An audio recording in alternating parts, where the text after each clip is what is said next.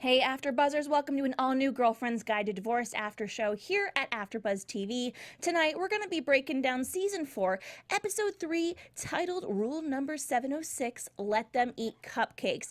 We have a very special treat for you guys. Lisa Edelstein is here, Skyping in. We're so excited, so stay tuned. You're tuning into the destination for TV superfan discussion, AfterBuzz TV. And now, let the buzz begin. Hello, beautiful AfterBuzzers. Thank you again for tuning into our Girlfriend's Guide to Divorce after show here at AfterBuzz TV. I'm your host, Sam Davidson. You can find me on Twitter and Instagram at SamD43. I have a full panel tonight. Please introduce yourselves. Let us know where we can find you on social media. Hey guys, I'm Lacretia Lyon, so you can always find me at LACRETIALYON anywhere on the internet since there is only one. And I'm Lindsey Miller, and you can find me on all social media at Rockin' Mama Life. And I'm Tara Johnson. You can find me on Twitter and Instagram at TJ Wagging Her Tail. And of course, you guys, we have Lisa Edelstein here with us via Skype. Thank you so much for being here. Where can everyone find you on social media for those that don't know? Me? Yeah. Edelstein. Yep. It's right out there. Just like you are. Oh my God, I love you. I'm so excited right now. You guys have no idea.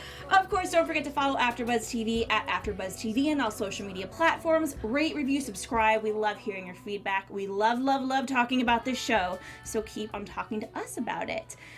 So yeah, Lisa's here on our screens. I'm not gonna lie, Lisa.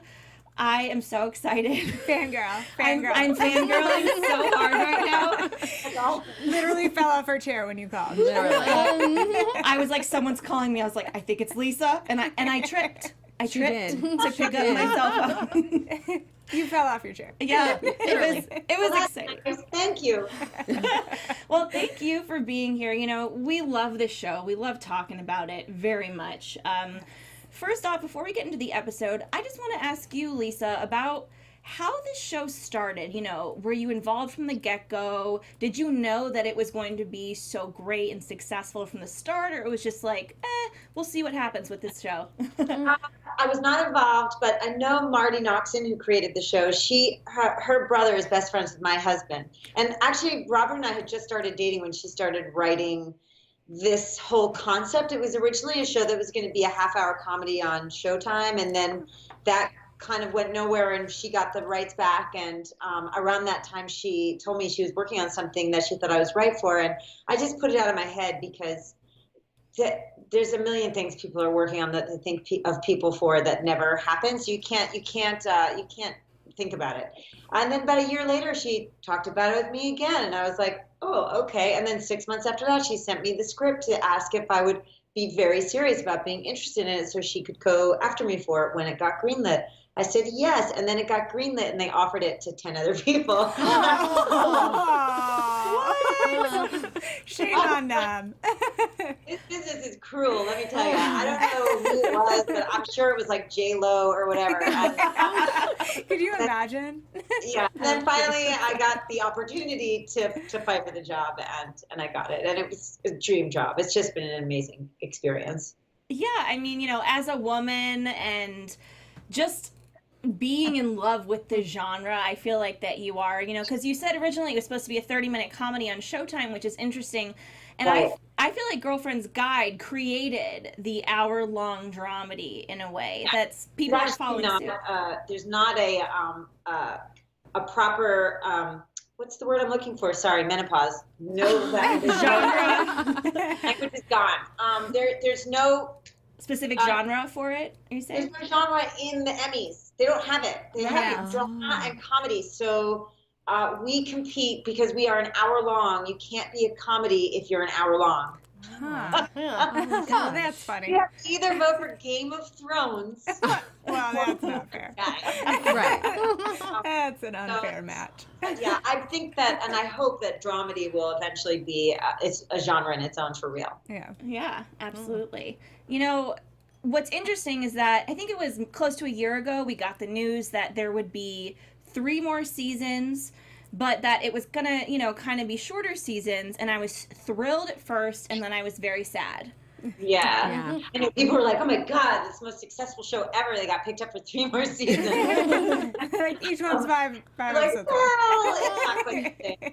But I will say, though it wasn't the news we really wanted to hear, it was great news because it gave us the opportunity to tell a complete story. And a lot of times shows, when they die, they just die suddenly. It's a sudden death syndrome, and you never get to satisfy any of the character storylines, and it bums fans out. So we went into these 3 seasons shooting it knowing that we were writing towards an end for everybody. And that's why I think especially season 4 and 5 happen to be my favorite, because they really tell some good stories, and there's no time to drag things out artificially the way a lot of shows have to do.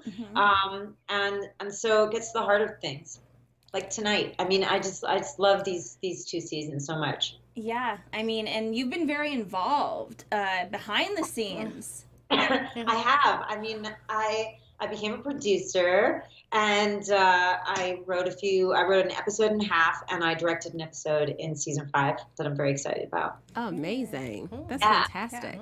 We had the pleasure of I was 48 when I got this job, so it was I've been doing this for a long time, and it's sort of what anybody would hope for in their careers, which would be to expand when you've been doing it for a long time. So it's great. Yeah, and I mean, if it's a lesson to anybody, right, stick with it.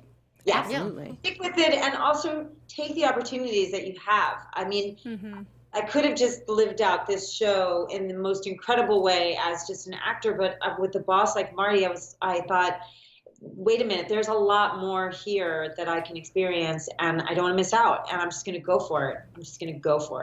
And I encourage anybody and everybody to do that. It's very Abby of you. We had the pleasure of interviewing Cynthia Summers last season, who's amazing. Yeah. And you've been so involved with the show since the beginning, with Marti talking to you. When you saw what Cynthia brought to you for the character of Abby, did you agree with her vision? Did you disagree with it? How did you see Abby? Well, Cynthia came in after the pilot. She wasn't on the pilot. So it was fun because the pilot, I think, leaned more into trying to be realistic with a little bit of glitter. But once we got going, we were like, this is Bravo. All glitter all the time. And Cynthia it was really fun to work with her because she's very open. If you have ideas, she wants those ideas. If you don't have ideas, that's great too. Like she'll just take what she has to work with. And for me, I really am hands-on. I love fashion. I love design. So in every way on this show, I really got to have input that was valued and heard, and that's not always what happens as an actor. Usually, it's just like shh. Just put it on. Yeah. You're like, that's nice. They're like, that's nice, but let's just, It's cute. You have an opinion. Having the short seasons is really rewarding for us as viewers, but it's also got to be really rewarding as an actor. So I'm really curious. I know you can't tell us what happens, but are you happy with how Abby ends this story? Ooh. Yeah, I am. Yeah. And in fact, we shot the last shot of the last episode on the last day. It was the last shot. It was like it all worked out. It was the last shot in the episode and the last shot that we shot, and it was a close up of me looking at everybody.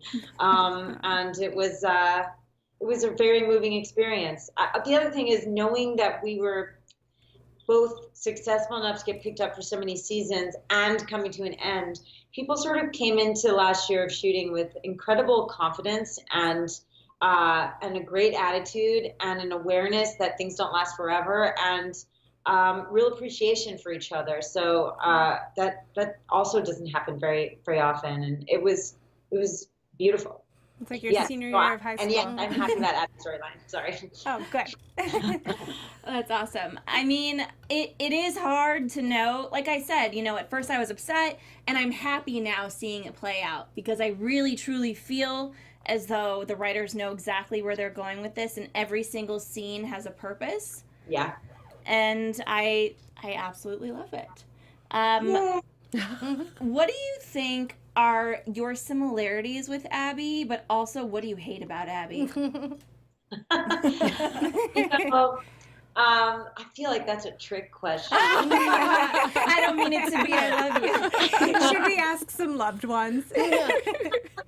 When I was a kid, I used to love Lucy, except I couldn't watch I Love Lucy because she always screwed everything up. It made me really anxious, and I could only watch the beginning and the end or any outfits that she had because the outfits were awesome. But I feel like Abby is a lot like Lucy in that way, where she just screws up so often. And she's not always 100% a nice person, but I don't think intentionally. I think she just lacks a certain editing. I appreciate very much her resilience because she screws up and she wipes herself back off again and gets up and tries again. And I love their girlfriend relationships because they really have a lot of forgiveness in them and acceptance in them, which, you know, is a nice thing to model. A nice thing to model for all of our friendships. Yeah, absolutely. You always play such strong, smart, powerful women, but in different ways. Because I'm a big fan of yours from House as Dr. Lisa Cuddy. Loved it. What do you feel is different about how your approach is to Lisa Cuddy and Abby? Oh, they're so different. Yeah. They're so different as characters. Well, I mean, the script really... Cuddy was so restricted. Yes. Cuddy could exist from here to here. You know, she had a job to do, and she had a complicated relationship with House, and could not be silly, could not be girly, wore, you know, hyper feminine outfits. I guess that's genderizing an outfit. Those sexy red bras. Can't say anything these days. I apologize.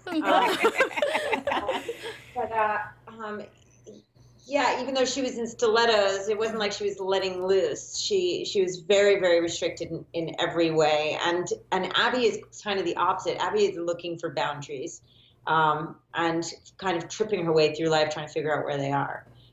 So yeah, a completely different experience in playing those two characters. And also on a show like House, I'm the fifth storyline in a sense. You know, there's the case and House, and then the team, and then the patient, and then the love interest for the hospital. So you're there to kind of serve so many other storylines that it's rare that you get to tell such a deep story as I got to do on Girlfriend's Guide. Although I did get to do that on House ultimately, which was pretty exciting. Yeah. So tonight's episode was by far the saddest It's awful. one we've seen. One of the saddest episodes I've ever seen of any TV show, quite honestly, because I was taken we were all taken by surprise. Right. Yeah. It's very shocking. Yeah, I know. Shocking. I was worried because I wanted Leslie Ann to have her eyes open when she was dead because I think it's more obvious. I was worried that people would be confused. Is she asleep? Or I saw a little bit of that on Twitter, but then people caught on. Yeah, I mean, in my notes, I literally said Abby and her mom, and I put, is she dead? Yeah. And then, you know, the next commercial break came, and and I was like, It's oh, obvious. okay, yeah. Yeah, and I think asked it that out they loud. were worried it would be so creepy that it wouldn't feel like our show. It would just be terrifying to see her laying there with her eyes open. Yeah. So it's kind of and Tanya Wexler was our director, and she did an incredible job. And it was, and God, having Leslie Ann and Barry Boswick back was so nice. Barry basically slept through the entire episode. Yeah, that's so funny. I interview a lot of soap actors, and they say being in a coma is the best thing because you get paid just to lay there. So Not a bad day of work. And Barry's awesome. How is it like working with Barry freaking Boswick? It's like, I mean, it goes all the way back to Rocky Horror, Oh, right? yeah. It's Yes, I love my Brad. whole childhood. Leslie Ann too. I mean, it's just God. We had you'll see in the next episode at her funeral. Sorry, spoiler alert. We love them. Well, I'd hope she'd have one, you know, it's expected. That there's a beautiful photograph of her from when she was very young, and it's just kind of shocking. I mean, she's still shockingly beautiful, but it's like it's unbelievable. It's hard to imagine a human being had all those features at the same time. It's not fair. Stacked deck.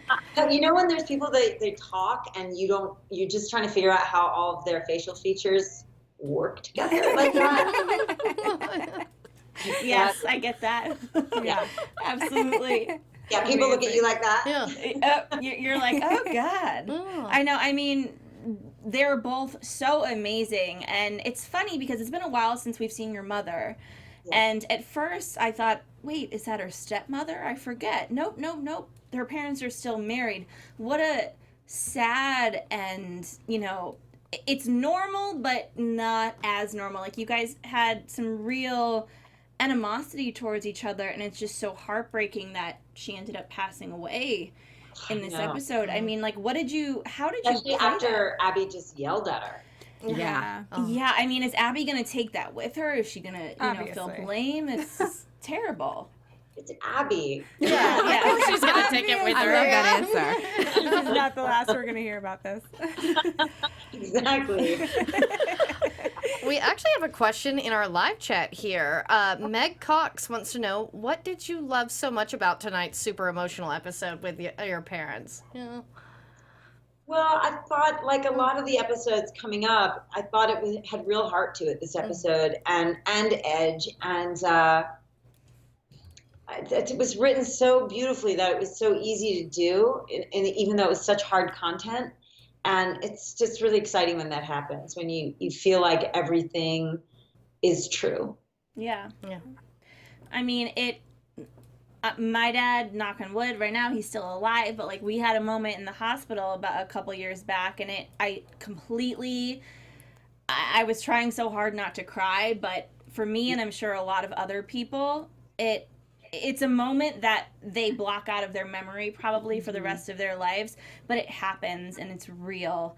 And I do appreciate that the show brought that to the surface. Well, that's what I think I liked about this episode is, and what we loved about Girlfriend's Guide in general is that it doesn't candy coat, it doesn't give you like a TV version of life. Like, this is real. And the fact that she was sitting there, that conversation with Abby and her mom, where you're like, are you hearing any of this? Like, is this, and it's a very real reaction for somebody to find out their husband has had a stroke, to just not hear it. And if she doesn't tell her son that it's serious, then maybe it's not serious. And if she doesn't, really buy it, if she's baking cupcakes for the nurses, then maybe it's not really happening. Right. And I think it's a very real human response to a tragedy like that. So I really enjoyed that. And I love the Realness. complexity of their relationship through that storyline. Yes. Like, that was never dropped, and it was never softened. It was just, it's their fucked up dynamic. But they love each other. It's okay. Sure. I mean, it's raw and it hurts, but it's also what, a lot of times you think, I'm just going to skip over that in life. I'm going to fast forward. But we saw it, and it hurt for us too. But, I very much appreciated it. And, of course, when your father woke up, I was like, what is this, Romeo and Juliet? It's so Please tell me Dad doesn't die. Oh, yeah, that that happens. I love the conversation with Barbara. Me too. When and of course she's calling to check on one thing, and she has no idea that this whole other thing has happened. Yeah. I think we've all had that kind of experience where it's like, where it's such tragedy, but it's also funny because it's so stupid, the tragedy that just happened that's not even the one we thought was going to happen. Yeah. And that just, it was really nice, even though they were kept apart in this episode for the most part. I felt their bond, those two characters. Yeah. Absolutely. Yeah, to me, my favorite friendship of Abby's is Barbara. How is it like working with Retta? Oh my gosh. Yeah. It's great. Red is awesome. Yeah.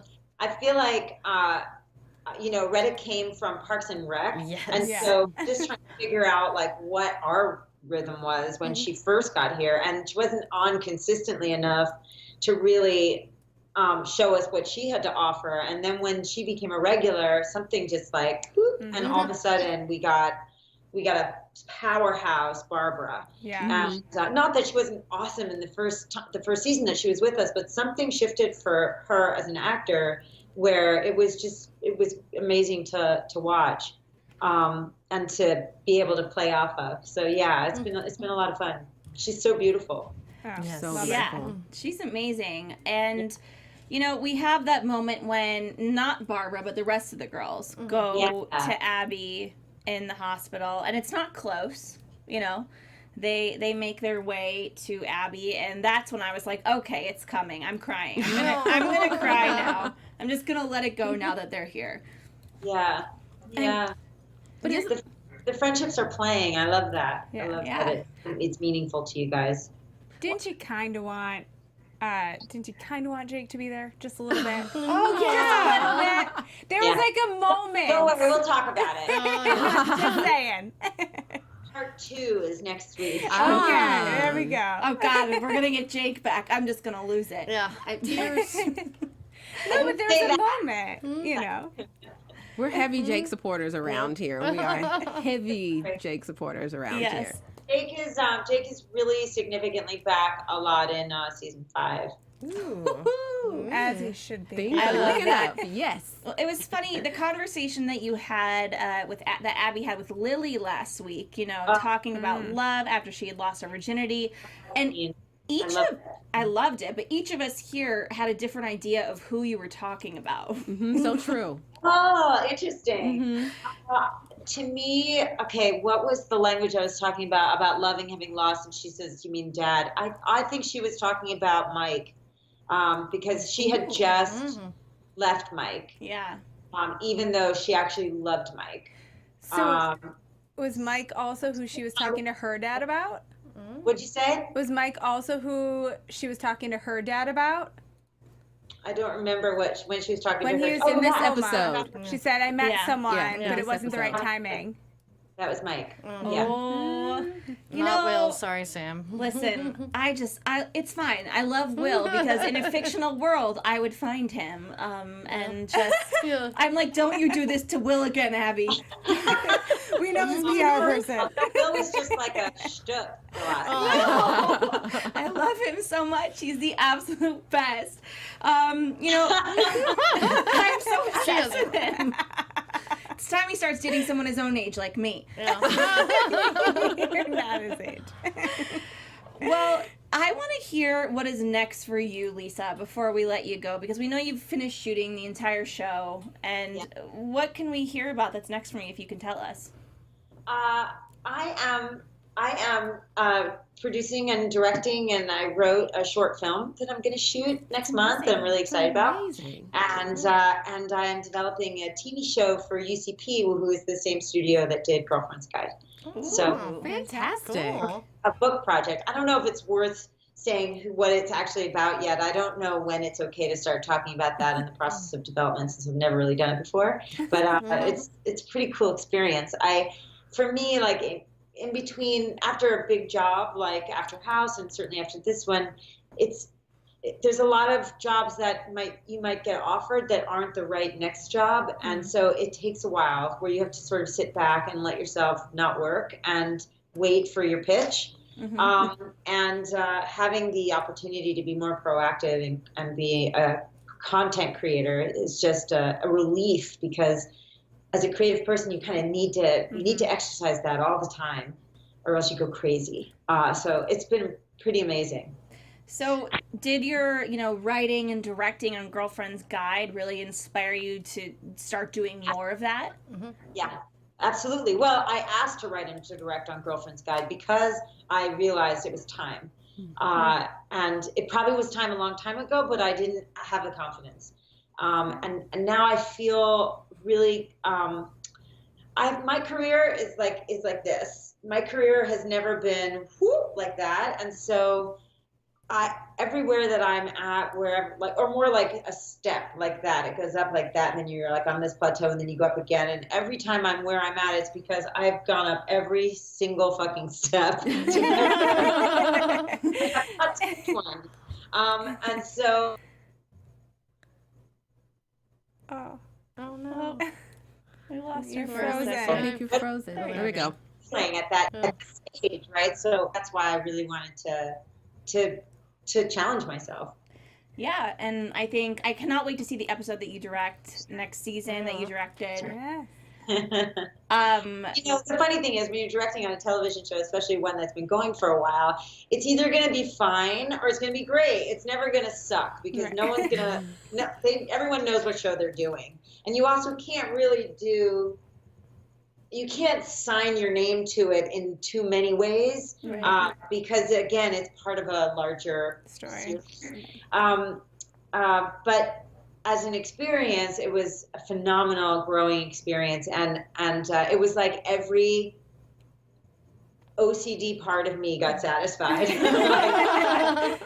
I have an opinion about everything, and in this case, people actually wanted to hear them. Like it was expected of me, and that was pretty fantastic. Oh, That's awesome. that is amazing. I absolutely love that. And lastly, do you guys have any other questions you're dying to ask Lisa? I don't have any other questions. I just want to say thank you for this show and everyone who worked on it, and Marti and everyone. There's so many negative images of women on television, but to have women who have these type of relationships, and they don't get along the entire time, but it's real and authentic. It's such a push forward and such a testament to what you guys got together to create. Thank you. That's awesome. I love hearing it. Yeah. My last question is, can you tell us any funny story that's ever happened on set, that something so weird happened and it was hilarious and you thought, I'm going to remember this for the rest of my life?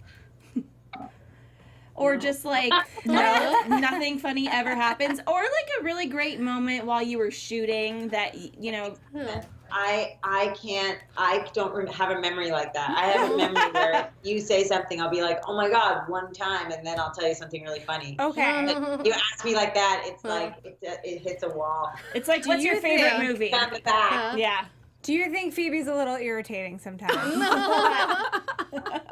Oh, poor Phoebe. I know. I like Phoebe. I love the casting of her older daughter. I thought they were so much alike. I thought that scene was really nice, the stuff that she had with her daughter. Phoebe's a bit out in space a lot of the time, but she's trying her best. I liked where it was kind of going with Gemma, this weird relationship that she was having. She does go down some nice.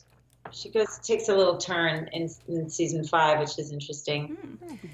Well, okay, I'm going to rephrase this. I'm just going to give another question. If you were to be any other role besides Abby, who would you pick? This is good. Well, when I first was told about the show by Marti, she actually offered me Abby or Lila. Lila. I was like, you know what? Listen, when I started in this business, Lisa Edelstein, I was not white. That's how much things have changed. So Lisa Edelstein was not white enough to get white parts. So anybody like me with brown hair or any ethnicity of any kind was always designated to the wry best friend. So I played Lila for the first 10 years of working. And I was like, I want to be Abby. I want to have the image of like the person who has the whole life. And not just the one that's like rah, rah, rah, on the side. So yes, that was very exciting. It was like, I would have really enjoyed being Lila, but I'm really grateful for the opportunity to be Abby, and we miss Janeane. I loved her. We loved her. And, but again, I think we're all grateful, but me, myself, I'm very grateful that you were cast as this role. I just, I was also a fan of House, but I love the way you portray Abby. You're extremely flawed and loving and relatable. So thank you from the bottom of my heart. And I'm just so grateful that you could Skype with us tonight. Yeah. I know, I love your enthusiasm. Well, we love you. Thank you for being here. We're going to let you go, but, keep on tuning in, and we'll have a lot to say about the future episodes, and I cannot wait to see the rest of this and to see your directorial debut. Thank you. Bye, Lisa. Thank you so much. Well, that was so much fun. Yeah, it was amazing. Absolutely. She's awesome. She is completely awesome. I am shook, but it's fine. I've loved Lisa Edelstein since she was in Keeping the Faith, which is one of my favorite movies. It's one of my favorite movies of all time, too, actually. And she's like, you want hit me? Well, we have to, touch upon the rest of these storylines Yeah, in this episode. please. Phoebe that Lisa mentioned with her kids.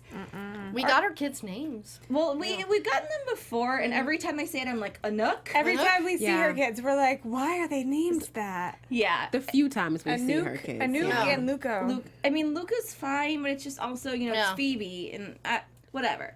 But She's a little spacey. I think that we all know, as well as her friends, that she should give the children to her ex-husband. Absolutely Yeah. do not agree with you on that Really? at all. Yeah. I don't know. This is the mama too right here. I mean, Like, I come from the mindset of when they're having that conversation and everyone that is a mother in their group of friends is like, no, absolutely, you do not give up your kids. And Delia's saying, oh, you really should. And she says, Delia, you're not a mom. And I think that's, like, no offense, but like unless you are a mother, you don't know. And I think, like Lisa said, she is doing her best.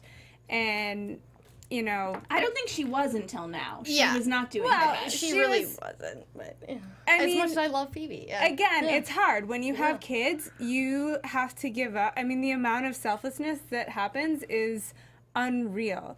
And it's very easy for her husband, who has a staff of people, who That's hasn't true. had to give up a thing. All he does is provide, financial support, and probably, maybe he is there emotionally. I don't know what their relationship is like, but the kids have a staff of people to cook for them, clean for them, take them where they're going, and Phoebe doesn't have that. It's just her, and she's doing her best, and to expect her to give up her entire life, her entire career, her entire social life to be there 24/7 for her kids is a lot to ask. And so on the outside looking in, saying, oh, well, it's really best for your kids because your life is messy. Everyone's life is messy. Like, it doesn't mean she shouldn't be a mother. And not to play devil's advocate or Delia's advocate is, and I will say, barring a few things, I've been Delia's worst critic, but this was actually my favorite episode for her for the most part, because I feel like Delia was the only one coming from a rational place, and Delia's opinion comes from coming from a dysfunctional family herself. Her relationship with her father and things like that, her dad was very selfish, and that is how she sees Phoebe. So that is right now, because Phoebe, in her mind, isn't putting her kids first. And when you've had that parental relationship, that is what Delia's seeing, because Delia is deeply scarred from the fact that her dad was not there for her. That's a really good and point. Then this is where I really understood Delia in this episode, and I think that's why I liked her, because I felt like she was actually the only one thinking about Anouk and Luco, as opposed to everybody else that was thinking about Phoebe, because they're Phoebe's friends, and they had at least somewhat decent relationships with their parents. I know Abby's parents occasionally, she'd call them out for being selfish, but it's not like Delia's dad, who, pretty well was an alcoholic and abandoned her. So that is why I really understood Delia, because I can kind of relate to that. I mean, I understand. I mean, I will say for this episode, do I think Phoebe should give up her kids? I don't think so. But what I will say is, I don't think it's unreasonable for the father to ask, because it seemed from the episode that a lot of what he was saying was based on what the children were telling him. Yes. And, Right. and I will also say that his request to get custody of the kids is what snapped Phoebe back into what she needed to be, because for the She past needed tough several love. months, she was not present for No. anybody. But it not her wasn't- husband, her kids, her friends, no one. I Only have Gemma. a very big problem with it because it was the Gemma thing. Yeah. And if it wasn't the Gemma thing, I would say no, she should keep her kids. But she just went all in with Gemma because and I don't think it was appropriate whatsoever. I think it was pretty bad. And two, and this is why I understand Phoebe's point as well, especially with Gemma, is, Phoebe was abused by an older woman. And that was basically what this relationship with Gemma was. And Phoebe has such low self-esteem and stuff from that, is why she had this great guy, JD, and was really making it work with her kids. Then this woman comes in and sort of swoops her, back into that cycle, Yeah. which is, it is detrimental to her kids, and I didn't think it was out of line for Ralph to ask, because he never said he wanted her never to see the kids. Right. It was all about, like, this is not stable right now. I never felt it was final or even disrespectful. Well, then you say, Yeah. then you call her up and you say, you know what? You're going through a lot. Let's have the kids stay with me a little more. You don't send a letter to her lawyer that you're going to take custody. I don't know. My thing on this is that I think what it's hard to understand unless you have kids is that when you have kids, and you know, my understanding is Phoebe was essentially like a stay-at-home mom, a housewife. And when you do that, which I'm a stay-at-home mom, and you give up, I have young kids, you give up everything. Every single moment of your life is devoted to your kids. It's impossible not to be. You have to feed them. You have to take care of them. And for the first 5 years, you have nothing, and you have to fight for some sort of identity and independence. And, you know, she was a model before, and it's very easy for women to be able to choose, you know, do I go back to work? Do I stay home? Well, when your work isn't an option, then you don't have a choice. You have to stay home. You have to give up yourself to be there for your kids, and it's beautiful and it's amazing, but it also is incredibly selfless and hard, and you come out of it and you have to fight to figure out, you know, what do I like, who am I, what do I do from here? And for me, you know, looking back, this is the first episode I'm looking at Phoebe from, who I've not been a Phoebe fan, but I'm looking at her, and what I see is a woman who gave up a good chunk of her life to raise these kids, and now is desperately fighting to figure out who she is. And, you know, the Gemma thing, she probably latched onto that because maybe it was the first time she felt like, oh, this is like real. I don't know. But to say you need to give up your kids because you're finally doing something for yourself is ludicrous. Well, but I also, I feel like we could talk about this all night, but I don't think she's always been there. Like, we always, like, we're her kids. We're her kids from day one. But I mean, where are Abby's kids? Where are Joe's kids? Yeah, I mean, we see a little bit more of that. And I'll Yeah, also we do. say, until she married JD, even though her husband has a staff full of people helping, until she married JD, so did she. Yeah. I mean, they had 2 nannies, and I mean, you remember that when And she Mar- so it was. So that was a little more even playing field. Also. And it was like established that Martita had more relationships with But her that's kids. the beauty, and, you know, about our panel and about the show.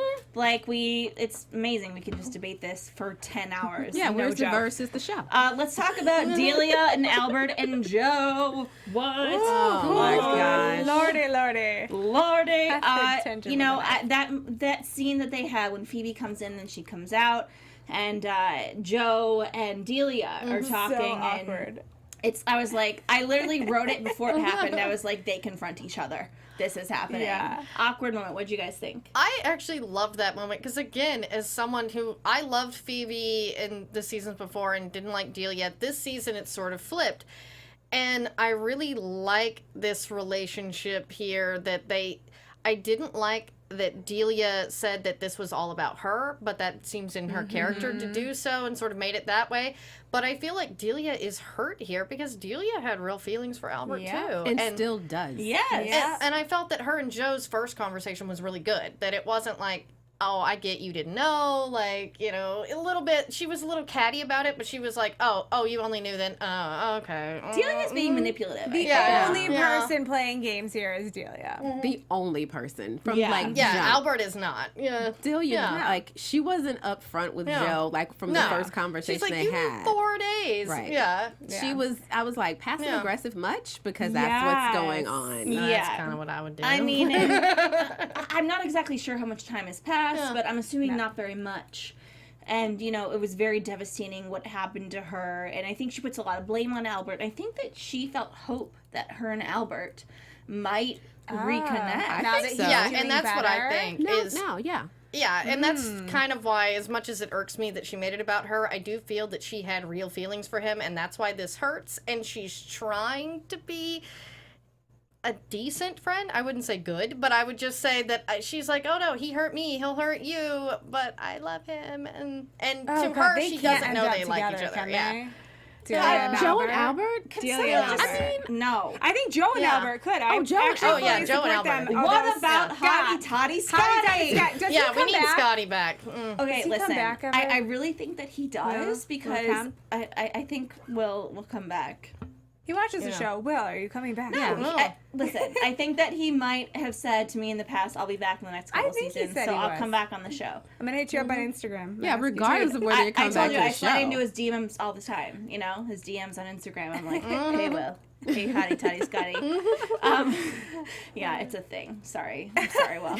On that note, it's going to set predictions for next week. I'll make this sound myself. Buzz. Here we go. Here we go. Here's the music. AfterBuzz TV predictions. Tara, would Oh you my like, gosh. I mean, you're at the end of the table. I'm sorry. I just always point to you.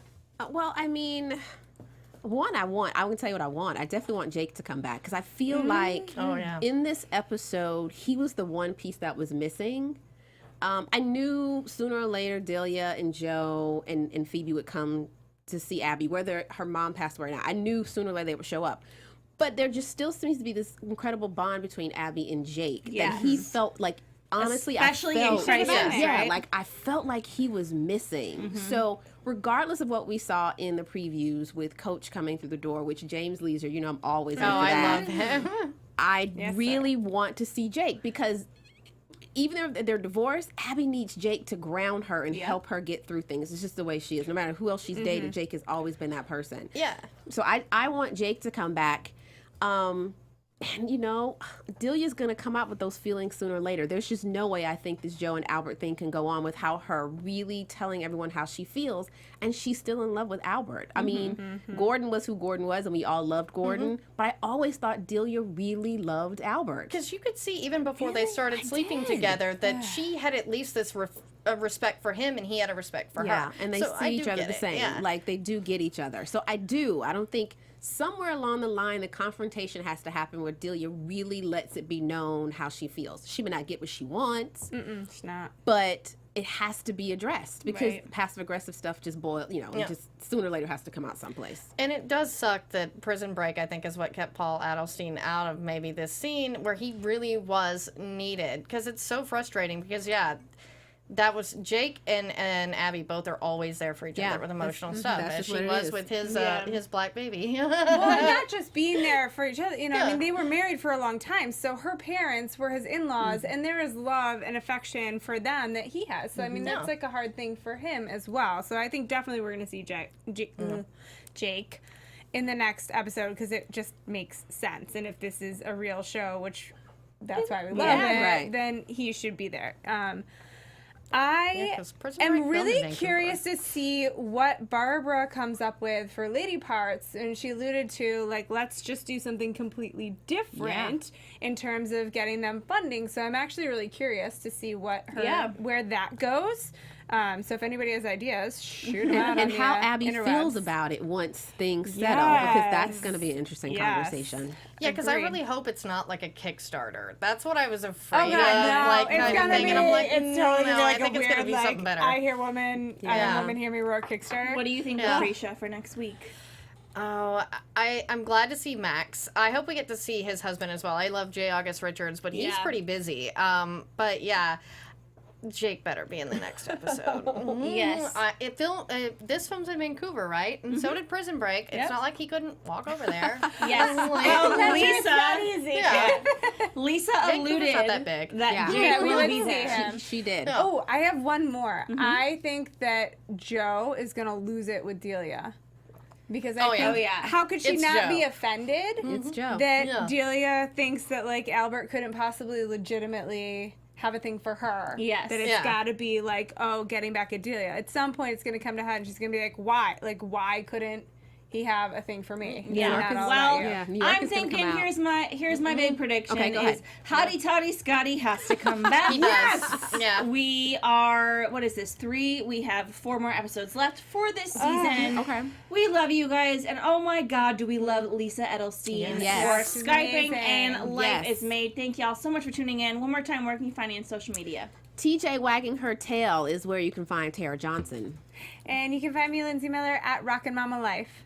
And on Lacretia Lyon, guys, you can always find me at LACRETIALYON anywhere on the internet since there is only one. And you guys can find me, Sam Davidson, at samdavidsonentertainment.com, Twitter and Instagram at SamD43. And exciting news, we have Alana Ubach Skyping in as well next week. It's going to be an awesome show, so stay tuned for that, and we'll see you then. Bye, guys. From executive producers Maria Menounos, Kevin Undergaro, Phil Svitek, and the entire AfterBuzz TV staff, we would like to thank you for listening to the AfterBuzz TV network. To watch or listen to other after shows and post comments or questions, be sure to visit AfterBuzzTV.com. I'm Sir Richard Wentworth, and this has been a presentation of AfterBuzz TV. We love you, Lisa. From executive producers Maria Menounos, The views expressed herein are those of the hosts only and do not necessarily reflect the views of AfterBuzz TV or its owners or principals.